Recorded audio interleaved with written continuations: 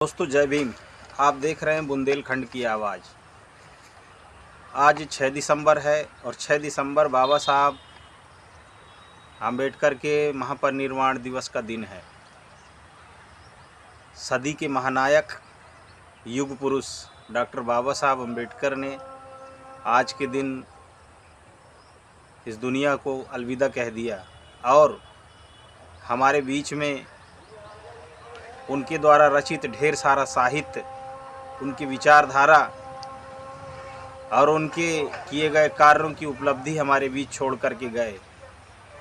परंतु अछूतों और महिलाओं की जो गुलामी की दास्ता है, उस गुलामी की बेड़ियों से पूर्ण रूप से मुक्त करने के लिए जो उन्होंने सपना देखा, वो सपना उनका अधूरा रहा और वो दर्द अपने सीने में लेते हुए हमारे बीच से अलविदा कह कर के चले गए। परंतु बाबा साहब आम्बेडकर के जाने के बाद इस देश की मनुवादी व्यवस्था ने उनकी विचारों को और बाबा साहब के आंदोलन को ख़त्म करने के लिए और नष्ट करने के लिए कोई कोर कसर नहीं छोड़ी। और यूँ कहा जाए कि बाबा साहब के जाने के बाद मनुवादियों ने बाबा साहब के आंदोलन को ज़मीन में खोद कर गाड़ ही दिया था, दफना ही दिया था। परंतु बाबा साहब के मानने वाले,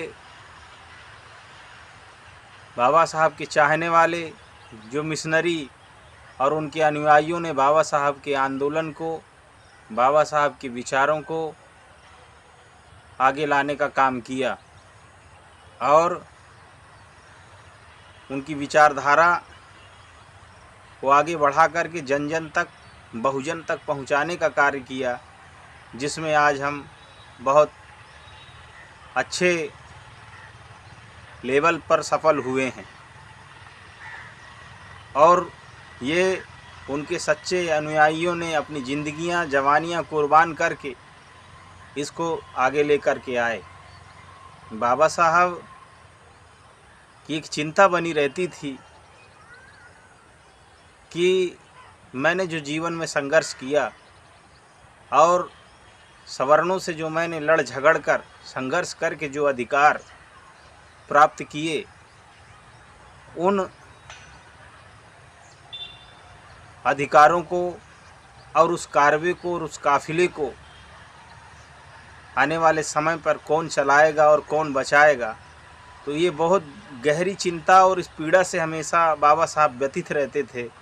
और वो उनके जो सेक्रेटरी नानक चंद रत्तू जी थे, उनके साथ भी वो यही कहते थे। जब वो निराश होते थे, उदास होते थे, तो रत्तू जी ने पूछा कि बाबा साहब आप हमें उदास क्यों रहते हैं, निराश क्यों रहते हैं। तो बाबा साहब ने कहा कि मेरी यही एक पीड़ा है कि मेरे जाने के बाद मेरे काफिले को कौन आगे लेकर के चलाएगा। जिस तंबू का मैं अकेले बम्बू हूँ, जो मैंने बड़ी कठिनाइयों के साथ इस तंबू को खड़ा किया है, इस तंबू का मैं अकेले ही बम्बू हूँ, तो मुझे दूर दूर तक कोई बम्बू दिखाई नहीं देता है। तो बाबा साहब ने कहा कि ये मेरे लोगों, मैं जो काफिला यहाँ तक लेकर आया हूँ, जिस कार्य को मैं बड़े संघर्षों से यहाँ लाया हूँ, तुम लोग किसी भी परिस्थिति में और किसी भी स्थिति में अगर इसको आगे नहीं बढ़ा सकते हो तो इसको पीछे मत जाने देना। अगर तुमको ये कारवा पीछे जाता हुआ दिखाई दे तो अपनी जान की बाजी लगा करके इसको रोकने का और इसको वही स्थिर रखने का काम करना, वरना इसको निरंतर आगे बढ़ाने का काम करना। बाबा साहब ने के अनुयायियों ने इस काफिले को दोस्तों आगे बढ़ाया और आज हम बाबा साहब के 68वें परिनिर्वाण दिवस पर बात कर रहे हैं, जो बाबा साहब के सच्चे सिपाहियों ने इस कार्य को निरंतर आगे ही बढ़ाने का काम किया। तो इन बातों को समझने की ज़रूरत है और हमें आज की तारीख में जो परिनिर्वाण है, बाबा साहब के लिए सच्ची श्रद्धांजलि यही होगी कि हम उनके किए गए कार्यों की समीक्षा करें और हम आगे भविष्य की रणनीति और जो मिशन है महापुरुषों का, उसको आगे दिशा में ले जा कर के आगे बढ़ने का प्रयास करें, उनके लिए यही सच्ची श्रद्धांजलि होगी। तो इस विषय पर हम बात कर रहे हैं। तो हम कुछ मुद्दों पर अलग अलग बातें करेंगे। उन मुद्दों पर बात करने के बाद ही कुछ बातें हमें समझ में आएंगी जो हमें समझना बहुत ज़रूरी है। तो सबसे पहले 31 जनवरी 1920 को डॉक्टर बाबा साहब अम्बेडकर ने सबसे पहले एक साप्ताहिक पत्रिका नायक नाम का साप्ताहिक पत्रिका निकाला और उसके माध्यम से अपने कार्य को आगे बढ़ाने का काम शुरू किया। पहली बात, मूक नायक बाबा साहब ने क्यों कहा? इसलिए कि हजारों साल से जो पीड़ित और पिछड़ा समाज है, इस देश की मनुवादी व्यवस्था ने उनको बोलने लायक ही नहीं छोड़ा, उनको कभी बोलने ही नहीं दिया गया। तो बाबा साहब कहते थे कि ये मेरा समाज अपने अधिकारों के लिए बोलता नहीं है, ये गूंगा है। इसलिए बाबा साहब ने मूक नायक नाम का साप्ताहिक पत्रिका मराठी में निकालने का काम शुरू किया, क्योंकि उनको पता था कि इस गूंगे समाज को सबसे पहले आवाज़ देना होगा, इसके गले में कंठ में आवाज़ देना होगा, तब ये अपने हक और अधिकारों की बात कर सकता है। इस तरीके से आगे 14 फरवरी 1922 को अखिल भारतीय बहिष्कृत परिषद का बाबा साहब अम्बेडकर ने निर्माण किया।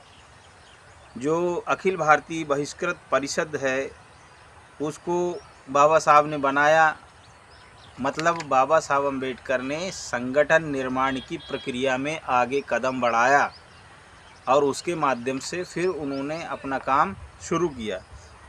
अप्रैल 1923 में बाबा साहब अम्बेडकर लौट कर के विदेश से पढ़ाई करके जब आए, इसके बाद उन्होंने अपना सारा जीवन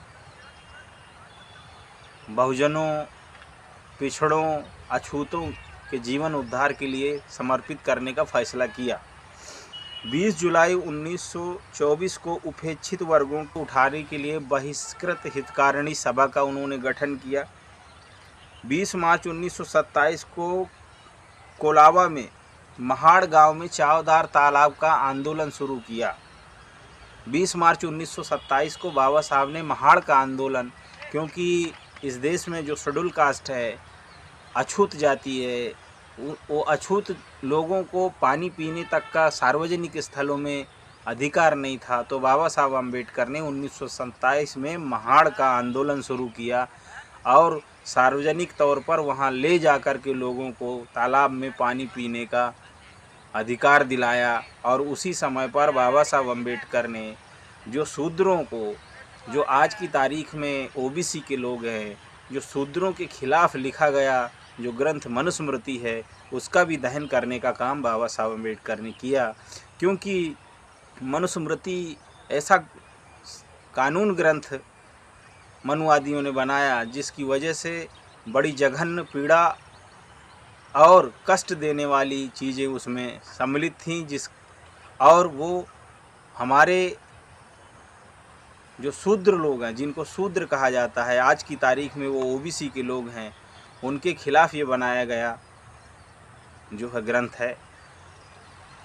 शेड्यूल कास्ट शूद्र नहीं है, इस बात का ध्यान रखना है। शेड्यूल कास्ट अछूत है और अछूत वर्ण व्यवस्था के अनुसार वो 5वें वर्ण में है, वर्ण से बाहर था। तो मनुस्मृति का दहन किया। इसके बाद सितंबर 1928 में साइमन कमेटी के सदस्य बाबा साहब अम्बेडकर बने। 3 मार्च 1930 में डॉक्टर बाबा साहब अम्बेडकर ने अपने लोगों को इकट्ठा किया और कालाराम मंदिर का आंदोलन, सत्याग्रह आंदोलन शुरू किया। जो कालाराम मंदिर का सत्याग्रह आंदोलन है, वो आंदोलन बाबा साहब ने लोगों को ये दिखाने के लिए और ये समझाने के लिए किया कि जिस मूर्ति के पीछे तुम पड़े हुए हो, जिसको तुम दर्शन करना चाहते हो, जो लोग तुम्हारी परछाई से नफ़रत करते हैं, तुम उस भगवान के पास जाने का प्रयास कर रहे हो जो हज़ारों साल से जिसने तुम्हारी कोई पीड़ा को सुनने का काम ही नहीं किया। तो बाबा साहब अम्बेडकर ने काला राम मंदिर सत्याग्रह आंदोलन के माध्यम से अपने लोगों को मैसेज दिया, और उस आंदोलन में सवर्णों ने आंदोलन करने वाले सत्याग्रही लोगों को लाठी डंडों से पीटा और लहूलुहान कर दिया था। यही बात बाबा साहब अगर समझाते तो उनको समझ में आने वाली नहीं थी, इसीलिए बाबा साहब ने सत्याग्रह करके उनको ये समझाया कि देखो ये तुम्हारे साथ किस तरीके का व्यवहार करते हैं। 6 अगस्त 1930 को बाबा साहब अम्बेडकर को गोलमेज कॉन्फ्रेंस का निमंत्रण मिला और बाबा साहब ने वहाँ की तैयारी शुरू की। 9 अगस्त 1931 को महाराज्यपाल लॉर्ड लिलिथगो के साथ डॉक्टर बाबा साहब अम्बेडकर की मुलाकात होती है। बाबा साहब अम्बेडकर ने सितंबर 1932 में पूना पैक्ट पर हस्ताक्षर किए गांधी जी के साथ। दोस्तों 1931 से लेकर के जो गोलमेज कॉन्फ्रेंस का जो आंदोलन बाबा साहब ने जो संघर्ष किया, उसमें गांधी जी ये कहते थे कि मैं देश में अछूतों को अधिकार देने के लिए कतई राजी नहीं हूँ। बाबा साहब अम्बेडकर के विचारों का और अछूतों के इस देश में अधिकारों के लिए जो गांधी जी है, वो गांधी जी ने भरपूर विरोध किया और आंदोलन चलाया, और अंग्रेज़ों के राउंड टेबल कॉन्फ्रेंस में भी गांधी जी ने यह स्वीकार किया कि मैं वर्ण व्यवस्था और जाति व्यवस्था को मानता हूं। और गांधी जी ने बाबा साहब अम्बेडकर के प्रयासों पर पानी फेरने का काम किया, क्योंकि अंग्रेज़ अछूतों को भी एक हिस्सा, एक अधिकार देना चाहते थे, लेकिन गांधी जी उसके लिए बिल्कुल तैयार नहीं थे। और गांधी जी जब बाबा साहब अम्बेडकर को राउंड टेबल कॉन्फ्रेंस में अधिकार हासिल हुए, उन अधिकारों के विरोध में गांधी जी ने या पूना में आकर के यारोड़ा जेल में जा कर के उन्होंने आंदोलन चलाया और अनशन पर, आमरण अनशन पर बैठ गए कि मैं अपने प्राणों की बाजी लगा दूंगा, लेकिन मैं अछूतों को अधिकार देने के लिए कतई राजी नहीं हूँ। और आंदोलन गांधी जी ने आमरण अनशन पर बैठ गए, उस समय पर इस देश में जो मनुवादी सवर्ण हैं, इन लोगों ने अलग अलग क्षेत्र में देश में अछूतों को पीटना शुरू किया। कानपुर में लोगों की बस्तियां जलाने का काम सवर्णों ने शुरू कर दिया। जो कांग्रेस के लोग, गांधी को मानने वाले जो उनके चेले और चाटे थे, उन चेले और चाटों ने अछूतों की बस्तियों में आग लगाने का काम कानपुर में किया। बनारस में लोगों के घर जलाने का काम किया। तो बाबा साहब को जब ये खबरें आने लगी तो बाबा साहब व्यथित और चिंतित होकर, परेशान होकर के उन्होंने ये तय किया कि जिन अधिकारों के लिए मैं संघर्ष कर रहा हूँ, अगर ये अधिकार मेरे लोग ही नहीं रहेंगे तो इन अधिकारों का मैं क्या करूँगा। इस बात को ध्यान में रख कर के बाबा साहब अम्बेडकर ने पूना पैक्ट पर बहुत भारी मन से और दुखी होकर के समझौता किया कि मैं जिन लोगों के लिए लड़ाई लड़ रहा हूं, अगर वो लोग ही सुरक्षित नहीं रहेंगे तो मैं इन अधिकारों का क्या करूंगा।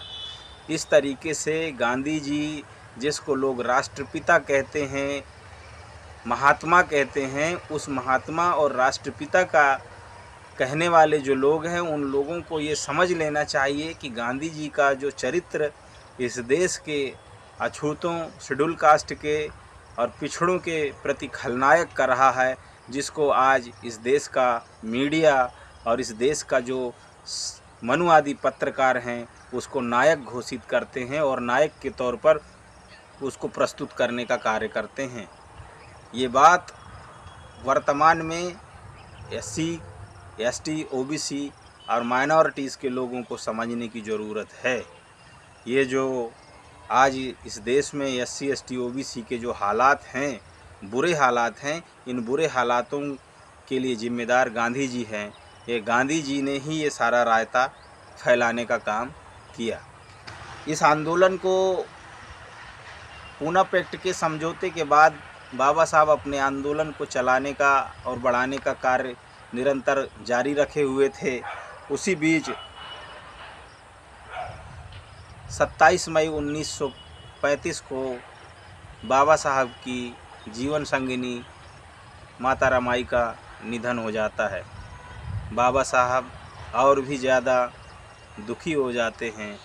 फिर भी इन सारी पीड़ाओं को सहने के बावजूद भी बाबा साहब ने अपने मिशन पर ही निरंतर फोकस रखने का कार्य किया। 12-13 जून 1936 को बाबा साहब ने उपेक्षित वर्गों के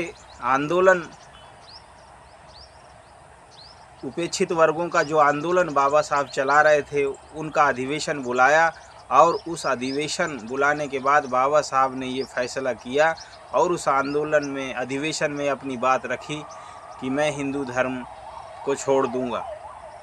ये बाबा साहब अम्बेडकर ने पूना पैक्ट के बाद ये समझौता जो पूना पैक्ट हुआ, पूना पैक्ट समझौते के बाद ये बाबा साहब अम्बेडकर ने ये अपना अप्रैल 1942 में बाबा साहब अम्बेडकर ने शेड्यूल कास्ट फेडरेशन का अधिवेशन नागपुर में बुलाया, जिसमें 75,000 पुरुष और 25,000 महिलाएं डेलीगेट उस अधिवेशन में 1 लाख लोग शामिल हुए।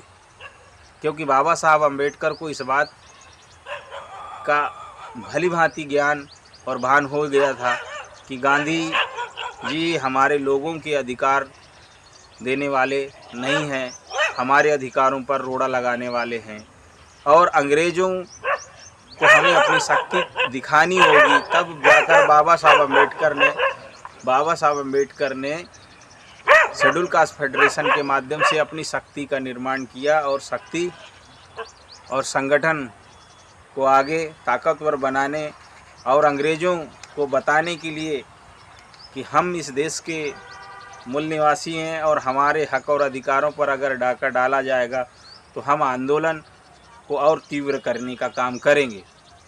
इस मकसद को ध्यान में रखकर डॉक्टर बाबा साहब अम्बेडकर ने शेड्यूल कास्ट फेडरेशन का निर्माण किया। और दोस्तों, शेड्यूल कास्ट फेडरेशन का जो आंदोलन है वो बाबा साहब अम्बेडकर का राष्ट्रव्यापी आंदोलन था, राष्ट्रीय स्तर का संगठन था। वो राष्ट्रीय स्तर के संगठन और दबाव की वजह से नवंबर 1946 को बाबा साहब संविधान सभा में भाषण में बाबा साहब ने पहली बार एक भारत और अखंड भारत की परिकल्पना को परिभाषित किया और उस पर जोर देने का काम किया बाबा साहब अम्बेडकर ने। इसके बाद 15 अगस्त 1947 को ये देश आज़ाद हुआ और कांग्रेस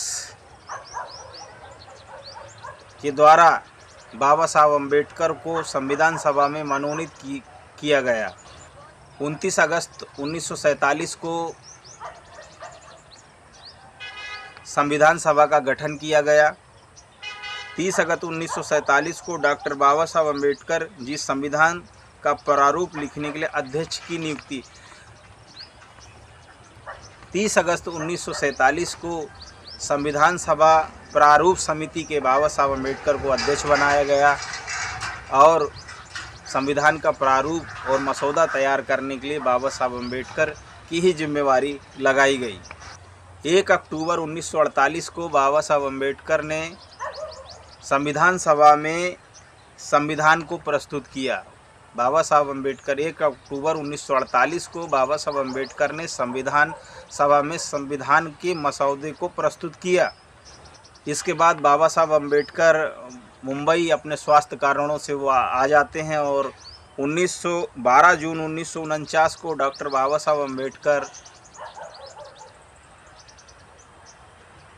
संत गाडगे महाराज जी के साथ मुलाकात करते हैं और 25 नवंबर 1949 को बाबा साहब अम्बेडकर ने संविधान सभा को संबोधित करने का कार्य किया और 26 जनवरी 1950 को ये संविधान इस देश को सुपुर्द किया गया और इस देश को गणतांत्रिक राज्य घोषित किया गया।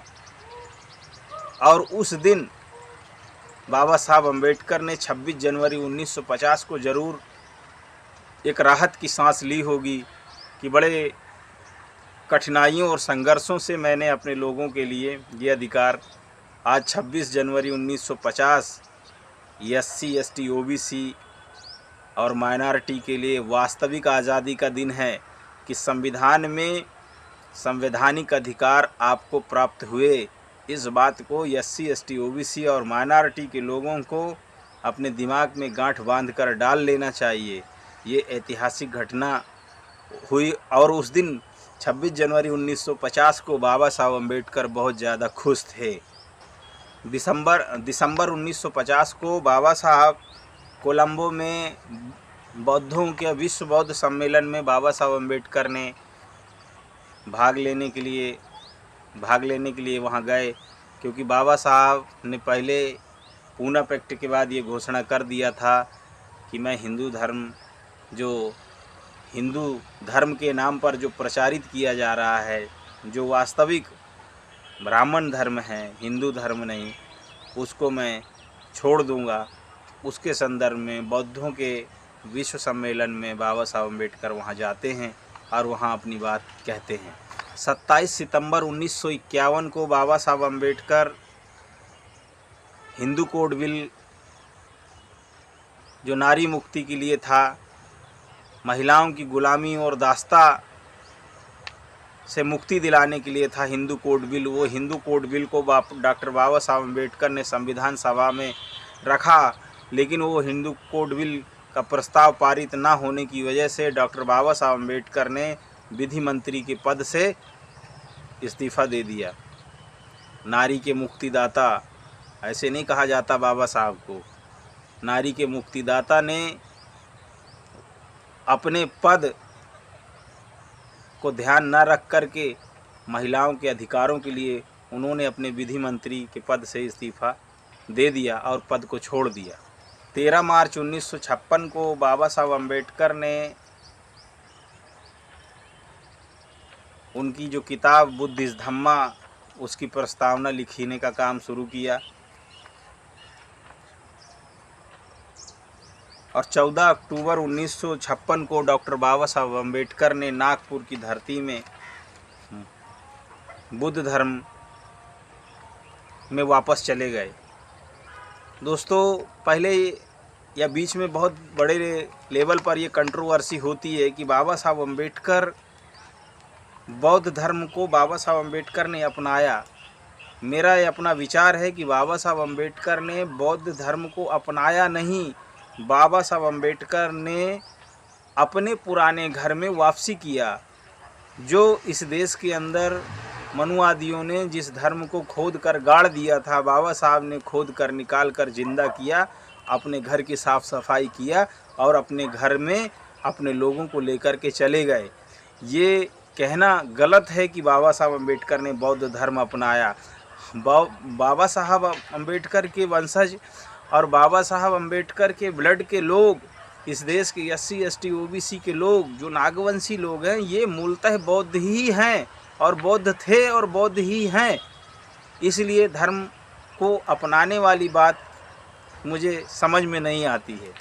हम अपने घर में वापस चले गए, ये हमारे लिए गर्व की बात है, गौरव की बात है, क्योंकि ये विरासत, बुद्धा की विरासत, अशोका की विरासत, ये गौरवशाली विरासत है और विश्व में और विश्व के पटल पर हमारी इन्हीं से पहचान की जाती है। इसलिए ये कहना ठीक नहीं है कि बाबा साहब अम्बेडकर ने बौद्ध धर्म अपनाया। बाबा साहब अम्बेडकर तो मूलतः बाबा साहब अम्बेडकर के पुरखे बौद्ध थे, वो अपने घर में वापस चले गए जब उनको पता चला। बस इतना ही कहा जाना चाहिए। और इसके बाद दोस्तों 6 दिसंबर 1956 को दिल्ली के अलीपुर रोड में डॉक्टर बाबा साहब अम्बेडकर ने अपने बंगले में, जो उनकी कोठी थी, उसमें उनका परिनिर्वाण हो जाता है। और 7 दिसंबर 1956 को दादर बॉम्बे में बाबा साहब अम्बेडकर का अंतिम संस्कार किया जाता है। जैसे ही 7 दिसंबर की सुबह लोगों को पता चलता है कि बहुजनों के मसीहा करोड़ों दिलों की धड़कन डॉक्टर बाबा साहब अम्बेडकर अब उनके बीच में नहीं रहे, ये बात आग की तरह फैल जाती है पूरे देश में। और SC ST OBC और माइनॉरिटी कि बाबा साहब नहीं रहे तो मातम फैल जाता है और इस देश में हाहाकार मच जाता है। और 7 दिसंबर को बाबा साहब का दादर में अंतिम संस्कार कर दिया जाता है। साथियों, बाबा साहब की ये वीर गाथा और उनकी जर्नी जिन्होंने संघर्ष करके इस देश के SC ST OBC माइनॉरिटी के लोगों को हक और अधिकार दिया, ये हमारे लिए समीक्षा का विषय है। और हमें इस बात को समझना है कि बाबा साहब एक बात पर बहुत जोर देते थे कि इस देश में बहुजनों का एक विपक्ष, मजबूत विपक्ष इस देश के अंदर होना चाहिए। क्योंकि बाबा साहब अम्बेडकर 1956 में परिनिर्वाण के बाद इस देश के मनुवादियों ने बाबा साहब अम्बेडकर के संगठन और उनके विचारधारा को लगभग कांग्रेस के लोगों ने दफना ही दिया था। लेकिन बाबा साहब के सच्चे सिपाहियों ने, बाबा साहब के अनुयायियों ने अपनी ज़िंदगियां दांव पर लगा कर के बाबा साहब अम्बेडकर के काफ़िले को आगे ही बढ़ाने का काम किया। तो बाबा साहब कहते थे कि बहुजनों का एक मजबूत विपक्ष होना चाहिए। कांग्रेस ने षड्यंत्र के तहत विपक्ष के तौर पर फॉरवर्ड ब्लॉक, कम्युनिस्ट पार्टी, इन लोगों को प्रस्थापित करने का काम किया षड्यंत्र के तहत कि बहुजनों का कोई विपक्ष तैयार नहीं होना चाहिए। लेकिन 1956 से लेकर 1975 तक ये कार्य हुआ। 1978 में बाबा साहब अम्बेडकर के अनुयायियों ने इस देश के अंदर अपनी हुंकार भरी और वाम सेफ संगठन का निर्माण किया। और वाम सेफ संगठन के माध्यम से निरंतर बाबा साहब के काफ़िले को आगे बढ़ाने का काम किया। और इस देश के मनुवादियों के पीठ छाती पर सांप लौटने लगा कि ये क्या हुआ, हमने जिसको दफना दिया था वो तो फिर से बाहर निकल आया। तो वाम सेफ संगठन के लोगों ने बाबा साहब के काफ़िले को आगे बढ़ाने का काम किया और ये काफ़िला आगे ही बढ़ता रहा और आगे ही बढ़ रहा है। इस बात का इस देश की SC ST OBC और माइनॉरिटी के जो लोग हैं, जो बाबा साहब को चाहने वाले और मानने वाले लोग हैं, उन लोगों को इस बात पर गर्व होना चाहिए कि बाबा साहब ने जो कहा था कि मेरे काफ़िले को पीछे मत जाने देना किसी भी हालत और किसी स्थिति और किसी भी परिस्थिति में, उस काफ़िले को निरंतर आगे ही बढ़ाने का काम वाम सेफ संगठन ने किया और एक विपक्ष की भूमिका के तौर पर इस देश में काम किया। और आने वाले समय में राजनीतिक विपक्ष के तौर पर वाम सेफ संगठन ने बहुजन समाज पार्टी का भी निर्माण किया और बहुजन समाज पार्टी को इस देश की राष्ट्रीय पार्टी भी बनाने का काम किया। और इतनी ताकत निर्माण हुई कि केंद्र में अटल बिहारी वाजपेयी की सरकार गिराने लायक ताकत निर्माण हो गई कि सरकार तक केंद्र में सत्ता गिराने लायक शक्ति का निर्माण हुआ। दोस्तों, बाबा साहब चाहते थे कि एक सशक्त और एक मजबूत विपक्ष जिस दिन हमारे पास होगा, उस दिन इस देश का हुक्मरान बनने में हमें देर नहीं लगेगी। इस बात को मनुवादियों ने बात को समझा दोस्तों, और पता नहीं क्या हुआ कि आज जो राष्ट्रीय स्तर पर काम करने वाले राजनीतिक दल वो हाशिए पर चले गए और एक मजबूत और सशक्त राजनीतिक, एक मजबूत और सशक्त राजनीतिक विपक्ष की भूमिका जो है वो दिखाई नहीं दे रही है। तो इस स्थिति में बाबा साहब ने आपके लिए गली से लेकर के दिल्ली तक, सड़क से लेकर संसद तक के रास्ते खोले हुए हैं कि अगर कोई भी परिस्थितियां हों तो आपके पास एक विकल्प बचता है जो लोकतंत्र में का प्राण तत्व है, आंदोलन करना, जन आंदोलन करना और अपनी भागीदारी को उपस्थित करना। इस देश की जो आज परिस्थितियां निर्माण हो रही हैं, पूर्णतः इस देश के अंदर बहुजनों का राजनीतिक तौर पर कोई मजबूत विकल्प, मजबूत विपक्ष दिखाई नहीं देता। तो हमारे सामने संघर्ष और जन आंदोलन के अलावा कोई विकल्प दिखाई नहीं देता। जनता को अपने देश और अपने हक और अधिकारों के लिए आंदोलन करना चाहिए और अपनी बात को उठाना चाहिए। ये लोकतंत्र में मूल अधिकार है उनका। तो साथियों, क्योंकि लोकतंत्र में जनता ही सुप्रीम है, इस बात को समझने की ज़रूरत है। इसलिए साथियों, आज हमें इन बातों को सुनना चाहिए, समझना चाहिए और प्रण लेना चाहिए। और प्रण ले करके हमें आगे इस दिशा में प्रयास करना चाहिए और आगे बढ़ना चाहिए, तभी हम अपने हक और अधिकारों को हासिल कर सकते हैं और अपने महापुरुषों को सच्ची श्रद्धांजलि दे सकते हैं।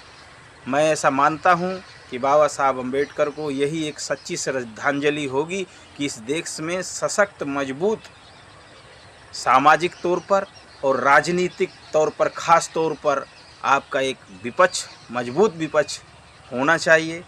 इस विषय पर आप लोगों को विचार करना चाहिए। और आज के अवसर पर मैं इतना ही कहना चाहता हूँ। इस चैनल को आप सब्सक्राइब करिए, लाइक करिए और लोगों तक फॉरवर्ड करिए। जितने ज़्यादा से ज़्यादा लोगों तक आप फॉरवर्ड करेंगे उतनी दूर तक बात जाएगी, और अगर बात जाएगी तो चर्चा होगी, और चर्चा होगी तो ताकत का निर्माण होगा और आप अपने मंसूबों को सफल कर सकते हैं। तो आज के लिए सिर्फ इतना ही। जय भीम।